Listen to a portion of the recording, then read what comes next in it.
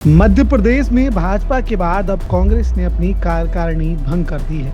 लेकिन जीत के जश्न के बीच अब एक ऐसा फैसला सामने आया है जिसने मध्य प्रदेश की सियासत में नए सवाल खड़े कर दिए हैं। जिस कांग्रेस ने दतिया उपचुनाव में बीजेपी को हराकर बड़ा राजनीतिक संदेश दिया, उसी कांग्रेस ने अब पूरी संगठनात्मक कार्यकारिणी भंग कर दी है।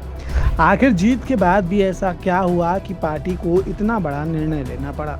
क्या कांग्रेस के भीतर सब कुछ ठीक नहीं है, या फिर दतिया की जीत के पीछे छिपी कहानी अब धीरे धीरे सामने आ रही है? मध्य प्रदेश कांग्रेस ने तत्काल प्रभाव से प्रदेश के सभी विभागों, प्रकोष्ठों और हर स्तर की संगठनात्मक इकाइयों को भंग करने का फैसला लिया है। यह फैसला दिल्ली में हुई अहम बैठक के बाद लिया गया, जिसके आदेश प्रदेश प्रभारी हरीश चौधरी ने जारी किए।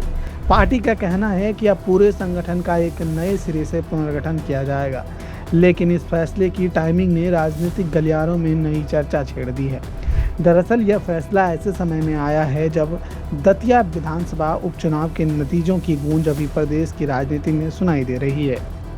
कांग्रेस उम्मीदवार घनश्याम सिंह ने बीजेपी के आशुतोष तिवारी को करीब 6000 वोटों से हराकर सीट अपने नाम की। यह वही सीट है जहां राजेंद्र भारती की विधायकी रद्द होने के बाद उपचुनाव कराया गया था। मतदान से पहले ही कांग्रेस ने पूर्व विधायक राजेंद्र भारती को पार्टी से निष्कासित कर दिया था। इसके बाद लगातार भीतरघात की चर्चाएं होती रहीं।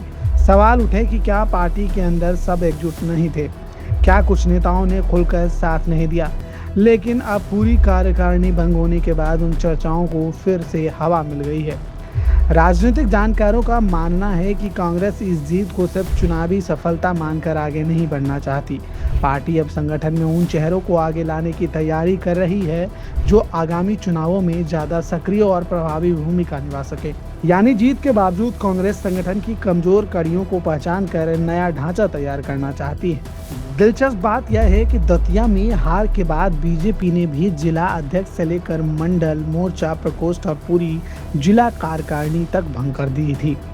अब कांग्रेस ने भी प्रदेश स्तर पर भी ऐसा ही बड़ा कदम उठाया है। फर्क सिर्फ इतना है कि बीजेपी ने हार के बाद संगठन बदला, जबकि कांग्रेस ने जीत के बाद संगठन में बड़ा बदलाव करने का फैसला लिया। अब सबसे बड़ा सवाल यही है कि क्या यह सिर्फ संगठन के पुनर्गठन की समान प्रक्रिया है, या फिर दतिया उपचुनाव ने कांग्रेस के अंदर ऐसी दरारें दिखा दी जिन्हें भरने के लिए पूरी कार्यकारिणी ही बदलनी पड़ रही है।